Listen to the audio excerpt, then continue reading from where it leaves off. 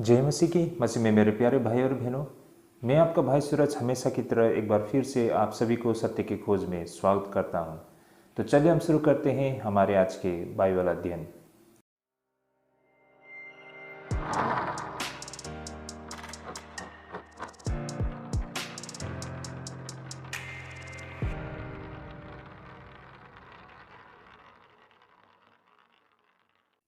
तो एक बार फिर से स्वागत है भाई और बहनों, आप सभी को सत्य की खोज में। तो चलिए हम शुरू करते हैं हमारे आज के बाइबल अध्ययन। भाई और बहनों, आज का जो हमारा बाइबल अध्ययन करने का रहेगा रोमी को पत्री 13 अध्याय 10 से लेकर 14 पद तक रहेगा।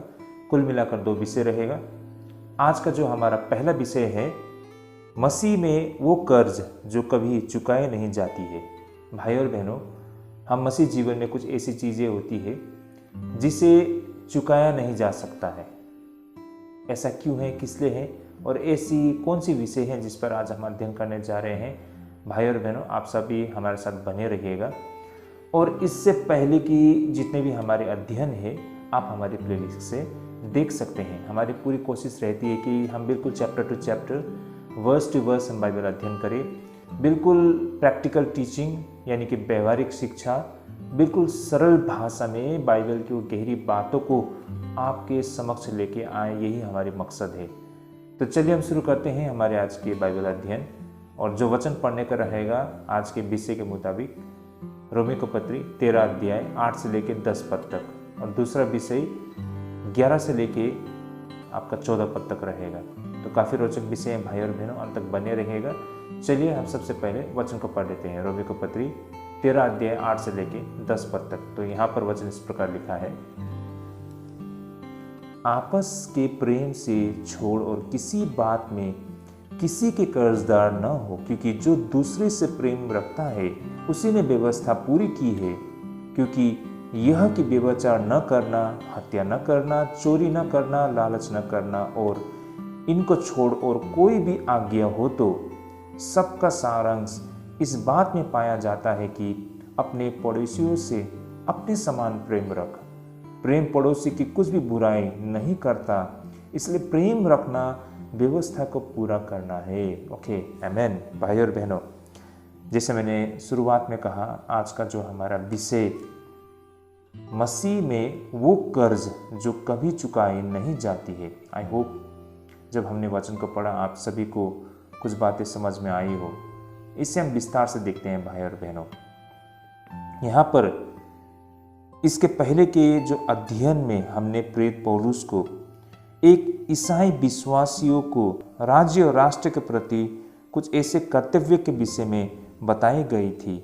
लेकिन अब इस पैसेज में प्रेरित पौलुस कहता है कि ईसाइयों को अपने व्यक्तिगत कर्ज चुकाने में बिल्कुल सावधानी बरतनी चाहिए। जिससे कि 8 पद में फिर से हम इसे पढ़ते हैं। 13 अध्याय 8 पद में क्या लिखा है, आपस के प्रेम से छोड़ और किसी बात में किसी के कर्जदार न हो, क्योंकि जो दूसरे से प्रेम रखता है उसी ने व्यवस्था पूरी की है।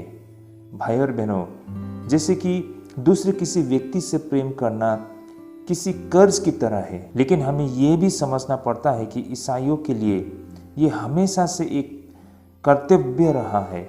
यह कोई कर्ज की तरह नहीं है जो चुकाया जा सके, बल्कि ईसाइयों को हमेशा दूसरे लोगों से प्रेम करना चाहिए। ये बातें हमको सबसे पहले 8 पद में समझ में आती है। अब आगे भाई और बहनों 9 और 10 पद में प्रेरित पौलुस उन 5 आज्ञाओं का उल्लेख करते हैं जो मानव समाज के संबंधों से संबंधित थी। जैसे कि 9 और 10 पद भाई और बहन, इसे एक बार हम फिर से पढ़ लेते हैं। यह जैसे लिखा है, क्योंकि यह कि व्यभिचार न करना, हत्या न करना, चोरी न करना, लालच न करना और इनको छोड़ और कोई भी आज्ञा हो तो सबका सारांश इस बात में पाया जाता है कि अपने पड़ोसी से अपने समान प्रेम रख। भाई और बहनों, जैसे कि व्यभिचार का पाप परिवारों को बर्बाद कर देती है, लेकिन प्रेम करने वाला ईसाई किसी की भी जिंदगी खराब नहीं करना चाहेगा। भाई और बहनों, मेरी बातों को आप लोग समझ पा रहे होंगे ना। यहाँ पर व्यभिचार के विषय में बताई गई है। व्यभिचार की वजह से भाई और बहनों लाखों परिवार टूट जाते हैं। उस परिवार में अशांति फैलती है, बच्चों पर बहुत ही बुरा असर पड़ता है, बदनामी होती है और आखिरकार परिवार टूटता है। देखिए आज के डेट में जो शादियाँ टूटती है ना, जो विवाह टूटता है, इसका 99% है ना, 99% व्यभिचार के वजह से, व्यभिचार के वजह से पति पत्नी के बीच के जो संबंध है वो खराब हो जाता है, उनका रिश्ता टूट जाता है। लेकिन भाई और बहनों, ईसाईयत में हमें जो प्रेम बताती है ना, वो प्रेम लोगों को बांधती है, वो प्रेम लोगों को एक साथ बांधे रखती है। यही कारण हम यहाँ पर बोल रहे हैं ना कि व्यभिचार का पाप परिवार को बर्बाद कर देता है, लेकिन प्रेम करने वाला ईसाई किसी की जिंदगी खराब नहीं करना चाहेगा। उसी तरह लोग चोरी कर सकते हैं या वे ईर्ष्यालु हो सकते हैं, लेकिन जो प्रेम करता है वो किसी को भी लूटता नहीं है ना। भाई और बहनों, लोग चोरी कर सकते हैं या ईर्ष्या कर सकते हैं, लेकिन जो प्रेम करता है, जिसमें मसीह का प्रेम है, वो किसी को भी लूटना नहीं चाहता है ना। भाई और बहनों, अगर आप में मसीह का प्रेम नहीं है तो भाई और बहनों, आप वो हर बुरे कार्य करने के लिए बिल्कुल प्रभावित हो सकते हैं। लेकिन आप में मसीह का प्रेम है तो आप कभी भी किसी के चोरी करना नहीं चाहोगे, आपके मन में ईर्ष्या नहीं आएगा, क्योंकि जिसमें मसीह का प्रेम है वो किसी को लूटता नहीं है। साथ ही जो व्यक्ति प्रेम करता है वो ईर्ष्यालु नहीं होता है। दरअसल जो व्यक्ति प्रेम करता है वो दूसरों को देना चाहता है। प्रभु यीशु मसीह ने व्यवस्था के विषय में कहा था कि अपने पड़ोसियों से अपने समान प्रेम रखना। आप सभी को याद होगा ना, बहुत ही मशहूर है ये वचन। ये केवल 2 आज्ञा में से एक था जो कि बेहद आवश्यक थे। मत्ती रचित सुसमाचार 22 अध्याय में इसे कहा गया है। आइए हम एक बार पढ़ लेते हैं आपके लिए। यहाँ लिखा है, उसने उनसे कहा, तू परमेश्वर अपने प्रभु से अपने सारे मन, अपने सारे प्राण और अपनी सारी बुद्धि के साथ प्रेम रख। बड़ी और मुख्य आज्ञा तो यही है, और उसी के समान यह दूसरी भी है कि तू अपने पड़ोसियों से अपने समान प्रेम रख। भाई और बहनों, यहाँ पर इन बातों को कितना स्पष्ट बताया गया है ना। उसी तरह प्रेरित पौलुस ने गलातियों को लिखे अपने पत्र में भी उन शब्दों को दोहराया है। गलाती 5:14 में क्या लिखा है भाई और बहन, यहाँ पर हम पढ़ते हैं, ऐसा लिखा है, क्योंकि सारी व्यवस्था इस एक ही बात में पूरी होती है कि तू अपने पड़ोसियों से अपने समान प्रेम रख। भाई और बहनों, हर कोई इंसान अगर अपने पड़ोसियों से प्रेम रखते हैं, जो वास्तविक प्रेम, जो परमेश्वर का प्रेम है, इस प्रेम को रखते हैं, तो देखिए तो आपस में हमारे बीच कितना अच्छा भाईचारा होगा, है ना। ये दुनिया, ये संसार कितनी सुंदर हो जाएगी और शैतान बिल्कुल पराजय हो जाएगी भाई और बहनों, है ना। यहाँ पर प्रेरित पौलुस ने ईसाइयों को प्रेम से एक दूसरे की सेवा करने का आग्रह किया है, और यदि ईसाई विश्वासी अन्य लोगों के प्रति सच्चा प्रेम दिखाते हैं तो वे पूरी तरह से व्यवस्था का पालन कर रहे हैं। आइए भाई और बहनों, मैं फिर से एक बार आप सभी से ये कहना चाहता हूँ कि इससे पहले जो हमने अध्ययन की थी, आप लोग हमारे प्लेलिस्ट से देख सकते हैं। कहने का तात्पर्य, आज जो हम अध्ययन कर रहे हैं वो 13 अध्याय 8 पद से अध्ययन कर रहे हैं, लेकिन इससे पहले 13 अध्याय 7 पद में या 7 पद तक हमने जो अध्ययन किया था। मेरा कहने का मतलब भाई और बहनों, इससे पहले की जो अध्ययन थी, है ना, 7 पद तक में, वहाँ पर भाई और बहनों किसी व्यक्ति का सार्वजनिक कर्तव्य के विषय में वहाँ पर बताई गई है। एक विश्वासियों का सार्वजनिक रूप में जो उसका कर्तव्य होता है अपने राष्ट्र, अपने राज्य के प्रति, अपने शासक के प्रति, उस विषय में बताई गई है। जैसे कि 7 पद में इनमें से 2 सार्वजनिक कर्तव्य अर्थात शरणों के विषय में बताई गई है ना, कर के विषय में। यहाँ पर प्रेरित पौलुस जिसे श्रद्धा कहता है और कर कहता है, वो दोनों ही है। भाई और बहनों, रोमियो का पत्र 13 अध्याय 7 पर जैसा लिखा है ना, इसलिए हर एक का हक चुकाया करो, जिसे कर चाहिए उसे कर दो, जिसे महसूल चाहिए उसे महसूल दो, जिससे डरना चाहिए उससे डरो, जिसका आदर करना चाहिए उसका आदर करो। तो यहाँ पर बहुत स्पष्ट बताए गए हैं भाई और बहनों। यहाँ पर प्रेरित पौलुस जिसे श्रद्धा कहते हैं और कर कहता है, वो दोनों ही हमें यहाँ पर इस पैसेज में ना हमको दिखाई पड़ती है। श्रद्धा से उनका तात्पर्य उस श्रद्धा से है जो उन लोगों के द्वारा दी जानी चाहिए जो एक पराधीन राष्ट्र के सदस्य है ना।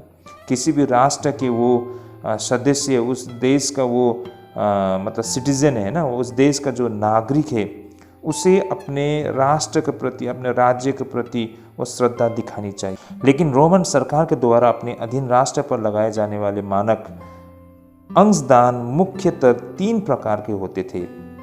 ये थे जमीन का कर, जिसके द्वारा एक व्यक्ति को या तो नकद या वस्तु के रूप में सभी अनाज का 10वां हिस्सा और उसकी जमीन से उत्पादित दाख, मधु और फल का 5वां हिस्सा देना पड़ता था।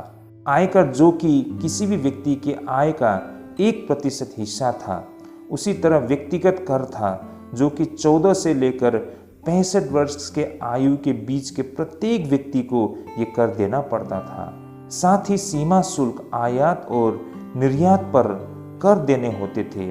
मुख्य सड़कों के उपयोग के लिए, पुलों से पार करने के लिए, बाजार और बंदरगाह में प्रवेश के लिए, जानवर रखने के अधिकार के लिए या फिर बैलगाड़ी या अन्य गाड़ी चलाने के लिए हो, उन्हें कर देना पड़ता था। यहाँ पर प्रेरित पौलुस इस बात पर जोर देते हैं कि ईसाइयों को अपनी श्रद्धा और कर राज्य और स्थानीय अधिकारियों को देना चाहिए, भले ही यह कितना ही कठिन क्यों न हो, लेकिन वह अब निजी कर्तव्य की ओर मुड़ता है। यहाँ पर हमको प्रेरित पौलुस इस बात पर जोर देते हुए दिखाई पड़ती है कि ईसाइयों को अपनी श्रद्धा और कर अपने राज्य और राष्ट्र की या फिर स्थानीय अधिकारियों को देना चाहिए, ऐसा बताया गया है, भले ही यह कितना ही कठिन क्यों ना हो। तो भाई और बहनों, इससे पहले के अध्ययन में यानी कि 13 अध्याय 7 पद तक हम देख पाते हैं कि किसी भी राष्ट्र या किसी भी देश के नागरिक होने के नाते से आपका कुछ कर्तव्य है, जैसे कि अपने राष्ट्र और अपने राज्य के प्रति आपका श्रद्धा और कर जो आपको देना होता है, उसे आपको जरूर देना होता है, भले ही उस शासक का रवैया बहुत ही बुरा क्यों ना हो, फिर भी आप उसे, आपका जो जिम्मेदारी है उसको निभाना चाहिए।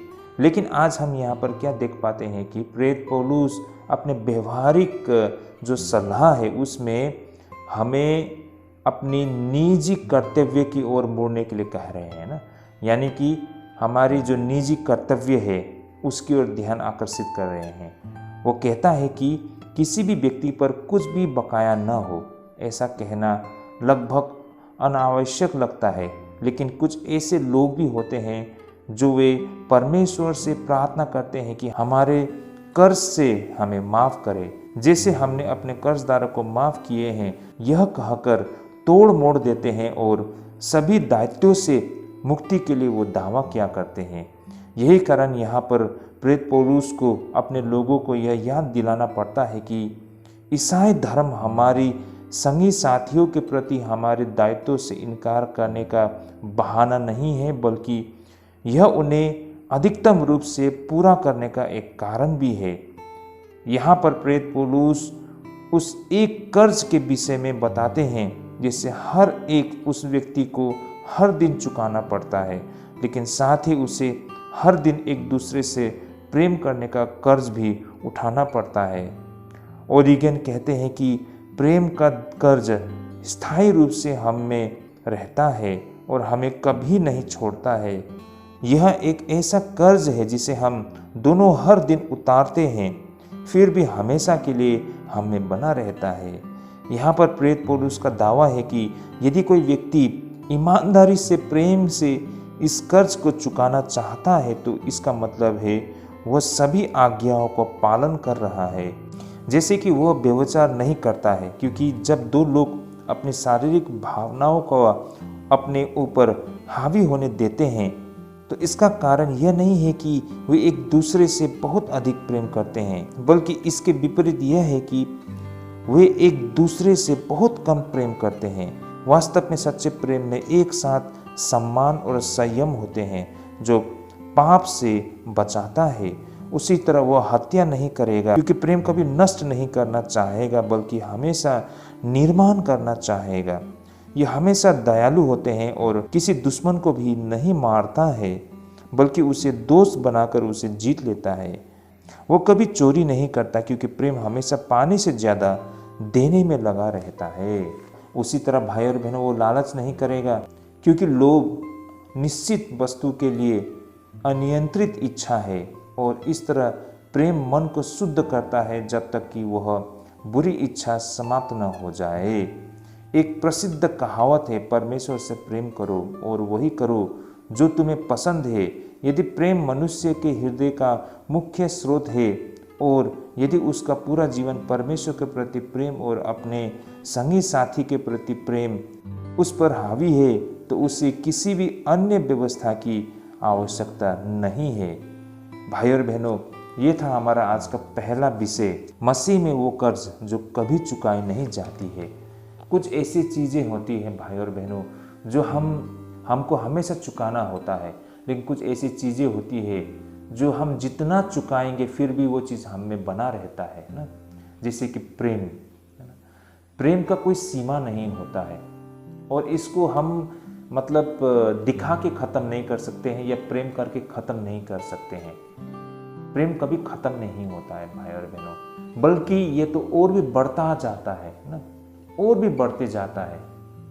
और जिस व्यक्ति में प्रेम है ना, प्रेम कहने का तात्पर्य इस संसार का प्रेम नहीं, जो लोग अपने मतलब से किसी से प्रेम करते हैं, अपने फायदे के लिए प्रेम करते हैं, है ना, जो सेल्फिश है, बल्कि वो प्रेम जो परमेश्वर से आता है, जो सच्चा होता है ना, जिसमें कोई खोट नहीं होता है, वो निष्पक्ष रूप से लोगों से प्रेम करता है, और वो प्रेम शुद्ध और पवित्र होता है, और उस प्रेम के वजह से वो दूसरों को सम्मान करता है ना। उस प्रेम में संसार की शारीरिक अभिलाषा हमको दिखाई नहीं पड़ती है, बल्कि एक दूसरे के प्रति हमें वहाँ पर सम्मान दिखाई पड़ती है। उस प्रेम में भाई और बहनों, मतलब लोग दूसरे के प्रति अपने हाथों को खोलते हैं, अपने मन को खोलते हैं। भाई और बहनों, ये प्रेम, इसका स्रोत कभी खाली नहीं होता है। इसलिए एक दूसरे से प्रेम करने में बढ़ चलो, ये जो बातें कही है इसका मतलब यही है भाई और बहनों। तो ये था हमारा आज का पहला विषय। अब आगे भाई और बहनों हम अध्ययन करते हैं रोमियो को पत्री 13 अध्याय 11 से लेकर 14 पद तक। विषय रहेगा मसीह के आगमन के लिए तैयार हो, है ना।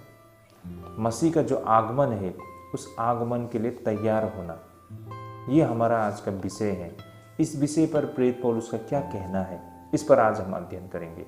चलिए भाई और बहनों, सबसे पहले हम वचन को पढ़ लेते हैं।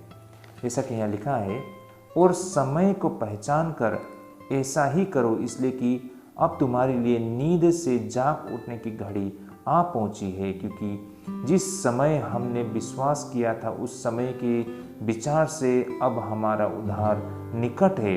रात बहुत बीत गई है और दिन निकलने पर है, इसलिए हम अंधकार के कामों को तज कर ज्योति के हथियार बांध ले।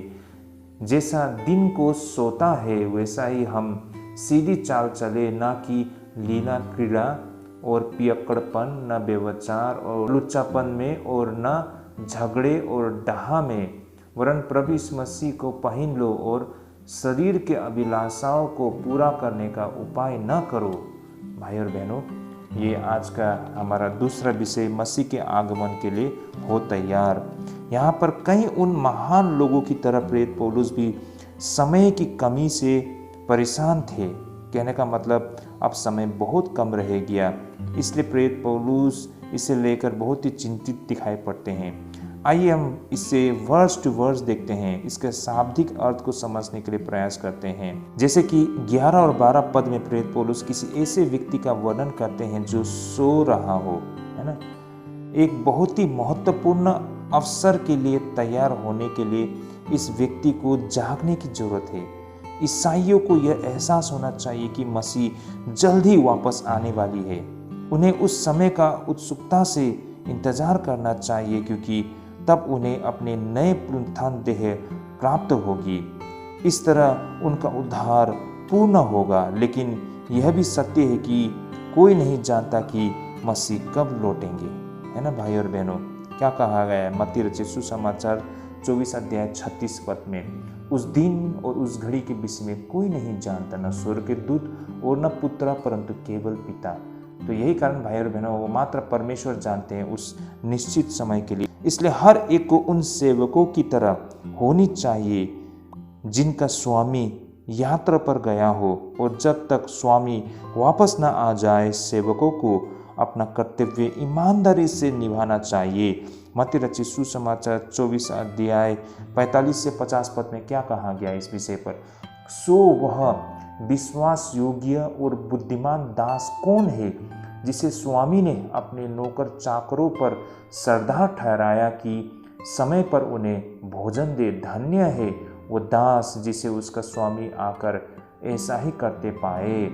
मैं तुमसे सच कहता हूँ, वह उसे अपनी सारी संपत्ति पर सरदार ठहराएगा। परंतु यदि वह दुष्ट दास सोचने लगे कि मेरे स्वामी के आने में देर है, और अपने साथी दासों को पीटने लगे और पियक्कड़ों के साथ खाए पिए, तो उस दास का स्वामी ऐसे दिन आएगा जब वह उसकी बाट न जोता हो। भाई और बहनों, यहाँ से हम देख पाते हैं कि हर एक को उन सेवकों की तरह होनी चाहिए जिनका स्वामी अगर यात्रा में गया हो, जब तक वो स्वामी वापस न आ जाए सेवकों को अपना कर्तव्य ईमानदारी से निभाना चाहिए। और ये आप और हम पर बिल्कुल लागू होता है ना।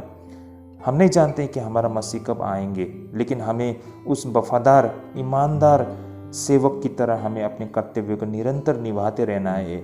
हम ये सोचकर प्रभु कब आएंगे और आप अपने मर्जी से इस दुनिया में मनमानी जीवन बिताएंगे, तो जब हमारा प्रभु जब अचानक आएगा और हमें उस स्थिति में नहीं पाएगा, तो इसका नतीजा क्या होगा, जैसा हम इमेजिन कर सकते हैं।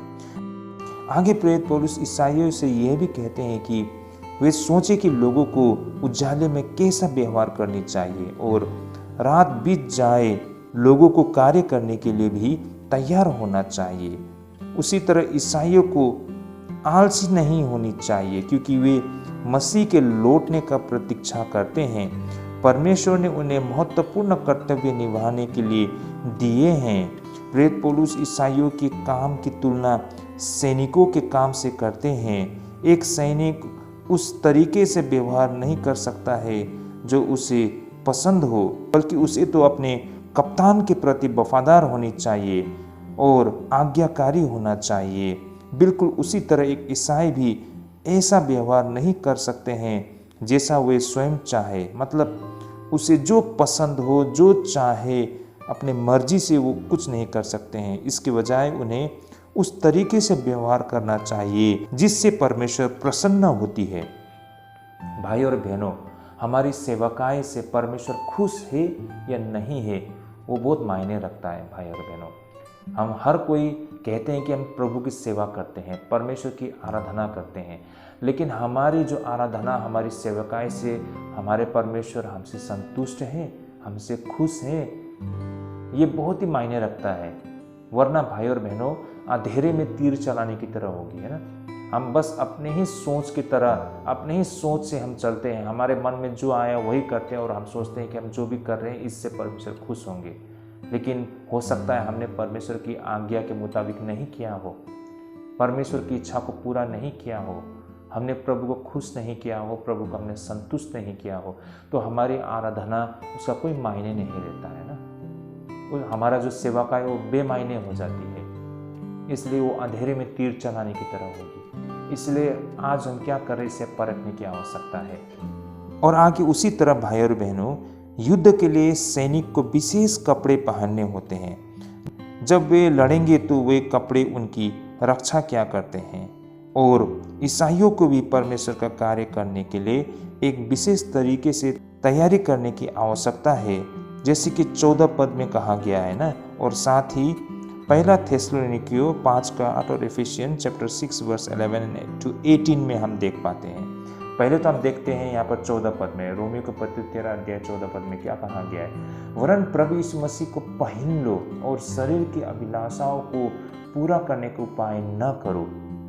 प्रभु यीशु मसीह को पहन लो। जिस तरह एक सिपाही जब वो अपने ड्यूटी में निकलते हैं ना, तो वो एक स्पेशल ड्रेस कोड होता है उनका ना, एक बहुत ही विशेष उनका वस्त्र होता है। जैसे कि उस जमाने में भी और आज के डेट में भी जो हमारे सैनिक अपने बदन में जो ड्रेस लगाते हैं ना, इस तरह की ड्रेस लगाते हैं जो वो अदृश्य बन जाता है ना, या फिर वो अपने शरीर में बुलेट प्रूफ है ना, ऐसा मतलब वो औजार लेके चलता है कि जब उन पर हमला हो तो उस हमले से, उसके चोट से वो बच जाए, है ना। उसी तरह यहाँ पर रोमियो के पत्री में भी क्या कहा गया है कि वरन प्रभु यीशु मसीह को पहन लो, ऐसा कहा गया है भाई और बहनों। तो इसका मतलब क्या है? इसका मतलब ये है कि ईसाइयों को भी परमेश्वर का कार्य करने के लिए एक विशेष तरीके की तैयारी करने की आवश्यकता होती है। आइए भाई और बहनों, इसे हम कुछ और वचनों के द्वारा समझने के लिए कोशिश करते हैं। पहला थिस्सलुनीकियों 5:8 में क्या कहा गया है? पर हम तो दिन के हैं, विश्वास और प्रेम की झिलम पहनकर और उद्धार की आशा को टोप पहनकर सावधान रहे। देखिए क्या कहा गया है, मतलब अपने आप को उन परमेश्वर की शिक्षा, प्रभु की अगुवाई, प्रभु का मार्गदर्शन, प्रभु के जो सिद्धांत, उससे अपने आप को हमेशा मतलब प्रोटेक्ट करके रखने की आवश्यकता है ना, सतर्क रहने की आवश्यकता है। इफिसियों 6:11 और 12 और 13, 14, 15, 16, 17, 18 पद तक में क्या कहा गया है भाई और बहन, इसे भी हम पढ़ लेते हैं। जैसा लिखा है, परमेश्वर के सारे हथियार बांध लो कि तुम शैतान की युक्तियों के सामने खड़े रह सको, क्योंकि हमारा यह मल युद्ध लहू और मांस से नहीं परंतु प्रधानों से और अधिकारियों से और इस संसार के अंधकार के हाकिमों से और उस दुष्टता की आत्मिक सेनाओं से है जो आकाश में है। इसलिए परमेश्वर के सारे हथियार बांध लो कि तुम बुरे दिन में सामना कर सको और सब कुछ पूरा करके स्थिर रह सको। सुसत्य से अपनी कमर कसकर और धार्मिकता की झिलम पहनकर और पाँवों में मेल के सुसमाचार की तैयारी के जूते पहनकर और उन सब के साथ विश्वास के ढाल लेकर स्थिर रहो, जिससे तुम उस दुष्ट के सब जलते हुए तीरों को बुझा सको और उद्धार का टोप और आत्मा की तलवार जो परमेश्वर का वचन है ले लो, और हर समय और हर प्रकार के आत्मा में प्रार्थना और विनती करते रहो, इसीलिए जागते रहो कि सब पवित्र लोगों के लिए लगातार विनती क्या करो। ओके, आमेन।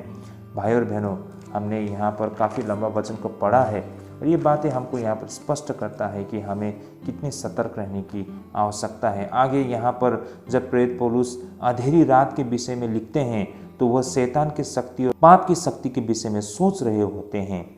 यूहन्ना रचित सुसमाचार में 1 अध्याय 5 पद में उसी प्रकार का वर्णन किया गया है। यूहन्ना रचित सुसमाचार 1 अध्याय 5 पद में क्या लिखा है? और ज्योति अंधकार में चमकती है और अंधकार ने उसे ग्रहण किया है।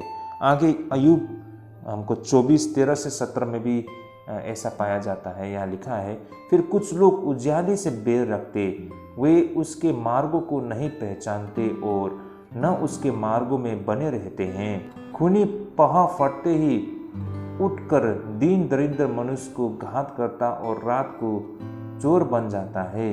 व्यभिचारी यह सोच कर कि कोई मुझको देखने न पाए, दिन डूबते ही राह देखता रहता है और वह अपना मुँह छिपाए भी रखता है।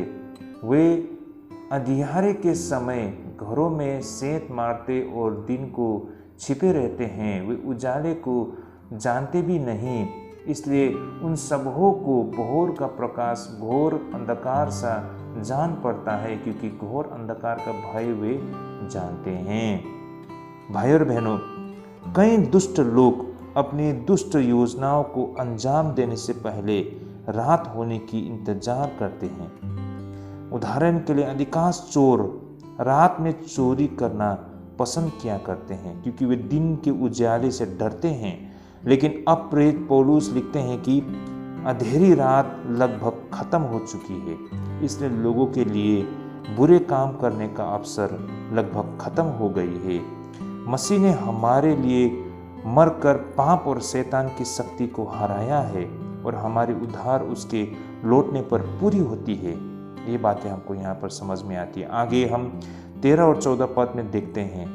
यहाँ पर 13 और 14 पद में इस तरह लिखा है, जैसा दिन को सोता है वैसा ही हम सीधी चाल चले, न कि लीला क्रीड़ा और पियक्कड़पन, न व्यभिचार और लुच्चापन में, और न झगड़े और डाह में, वरन प्रभु यीशु मसीह को पहन लो और शरीर की अभिलाषाओं को पूरा करने के उपाय न करो। भाई और बहनों, यहाँ पर 13 पद में एक सूची लिखी गई है कि लोगों को कैसा व्यवहार नहीं करनी चाहिए। उन्होंने कुछ ऐसी बुरी गतिविधियों का जिक्र किया है जो अक्सर रात में होती है। लोग पार्टी किया करते हैं और वे इतनी अधिक शराब पीते हैं कि वे अपने व्यवहार पर भी नियंत्रण नहीं रख पाते हैं। वे गलत लोगों के साथ और गलत तरीके से यौन संबंध रखते हैं। इस विषय में रोमियो की पत्री 1 अध्याय 26 और 27 पद में क्या कहा गया, इसलिए परमेश्वर ने उन्हें नीच कामनाओं के वश में छोड़ दिया, यहाँ तक कि उनकी स्त्रियों ने भी स्वाभाविक व्यवहार को उससे जो स्वभाव के विरुद्ध है बदल डाला। वैसे ही पुरुष भी स्त्रियों के साथ स्वाभाविक व्यवहार छोड़कर आपस में कामातुर होकर जलने लगे, और पुरुषों ने पुरुषों के साथ निर्लज्ज काम करके अपने भ्रम का ठीक फल पाया। भाई और बहनों, यहाँ पर देखिए क्या कुछ होता है। सारे बातें बिल्कुल स्पष्ट बताया गया है। आमतौर पर लोग रात को ऐसी हरकतें करते हैं, फिर जब अगला दिन शुरू होती है तो उन्हें अफसोस होती है।